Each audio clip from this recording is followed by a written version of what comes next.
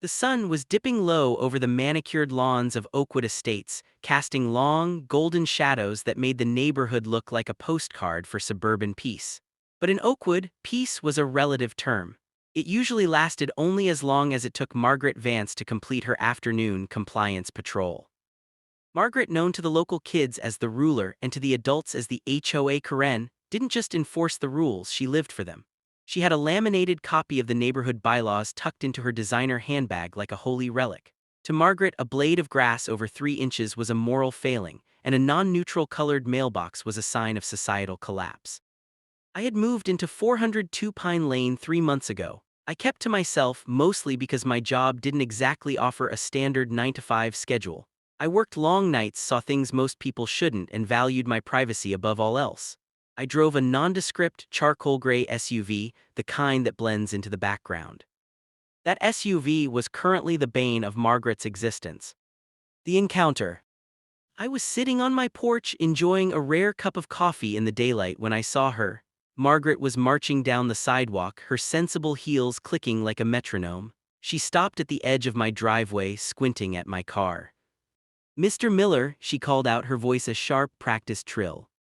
I sighed, setting my mug down. "Good afternoon, Mrs. Vance, is there a problem?" "The vehicle," she said, pointing a manicured finger at my SUV. "It's been parked in the driveway for over 48 hours without movement. Rule 14b clearly states that guest or secondary vehicles must be garaged or rotated to prevent the appearance of stagnant occupancy." "It's not a guest vehicle, Margaret, it's my primary transport," I said calmly. "And I've been off for 2 days, it's not stagnant, it's resting like I am." Margaret stepped onto my property, her eyes narrowing. "It also lacks a neighborhood security decal. I've mentioned this twice.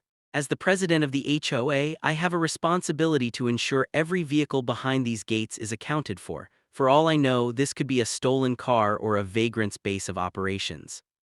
"It's not stolen," I said, a small smile tugging at the corner of my mouth. "And I assure you, no vagrants are living in it." "I have a master key for the community, you know," she said, patting her bag. "The developer gave the board keys to the common locks, and I have a universal fob for the gate systems and emergency bypasses. I have a mind to check the registration myself if you won't cooperate." "I wouldn't do that if I were you," I warned, my tone shifting from polite to firm. "That car is private property, and the master key you're so proud of doesn't work on private ignitions." "We shall see," she huffed, spinning on her heel and marching away.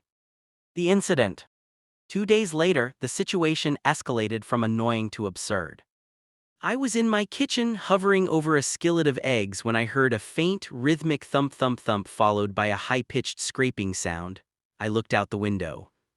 Margaret Vance was standing in my driveway. In her hand was a heavy, industrial-looking key fob, likely the one used for the community clubhouse and the heavy-duty gate locks.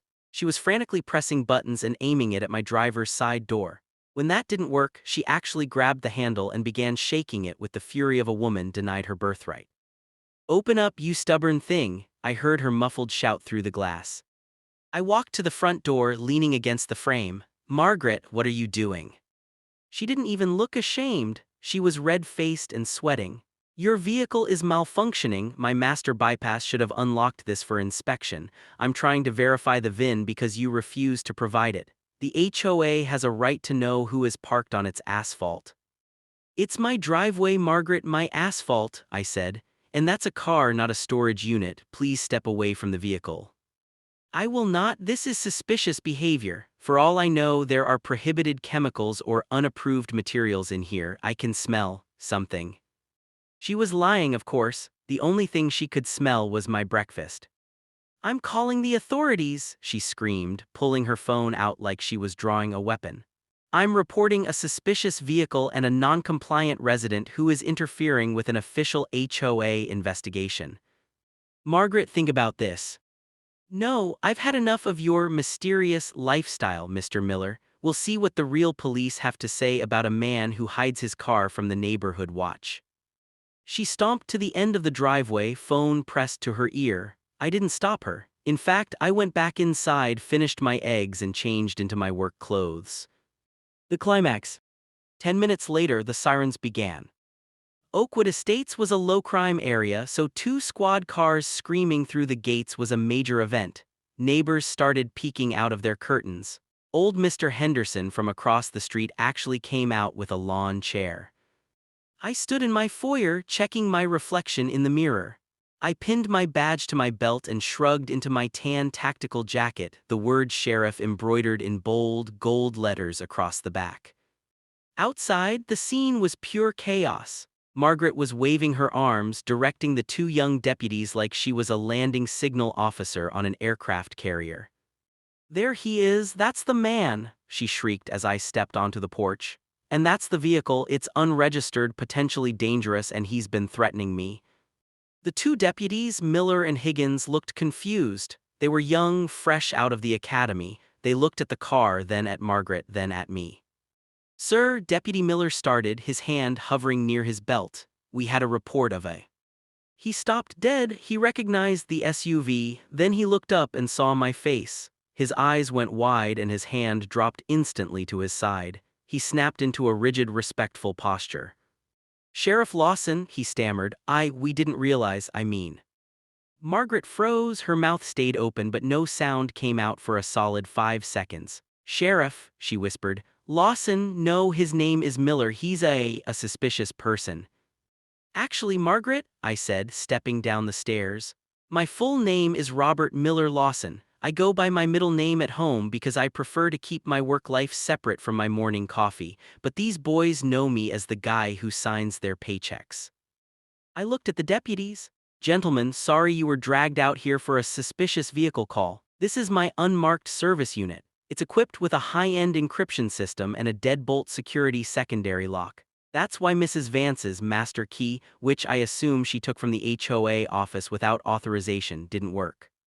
The silence that followed was heavy. Margaret's face went from bright red to a ghostly pale white.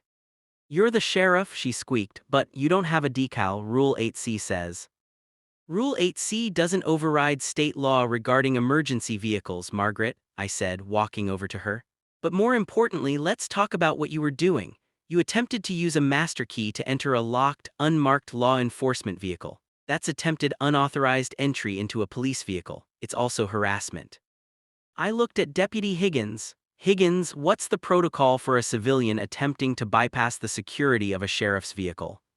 Higgins, catching the glint in my eye, cleared his throat.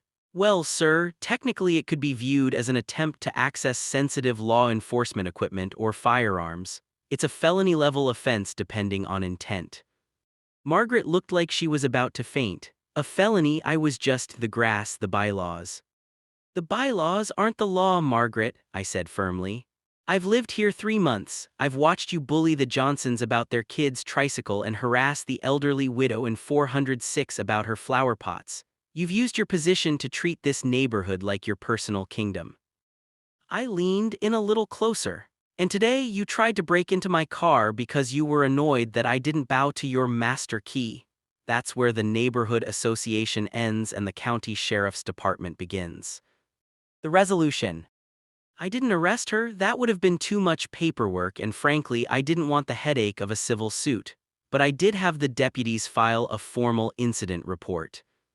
"I'm going to let you go with a very stern warning, Margaret," I said, as the neighbors watched in hushed awe. "But I'm also going to have a chat with the HOA board tonight. I think they'll be interested to know that their president is using community keys to attempt to break into cars. I suspect there will be a vote for a new president by the end of the week." Margaret didn't say another word. She turned and practically ran back toward her house, her master key clutched in a trembling hand. The deputy stayed for a minute, laughing once she was out of earshot. "Sorry about that, boss," Miller said. "We didn't know you lived in this neck of the woods." "It was quiet until today," I said, leaning against my SUV, "but I think it's about to get a whole lot quieter." I was right. The next day, a for sale sign appeared in Margaret's yard. She couldn't handle the shame of being the woman who tried to arrest the sheriff for parking in his own driveway. The HOA board sent me a formal apology letter and a box of high-quality coffee, along with a gold resident parking permit that I promptly put in my glove box and never looked at again. Now, when I sit on my porch, the neighbors wave. They don't worry about the height of my grass or the color of my SUV.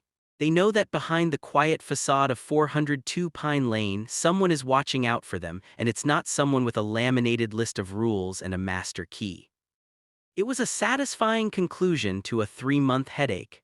As I watched the sun set over a truly peaceful Oakwood Estates, I realized that sometimes to handle a Karen, you don't need a rulebook. You just need a badge and a little bit of patience.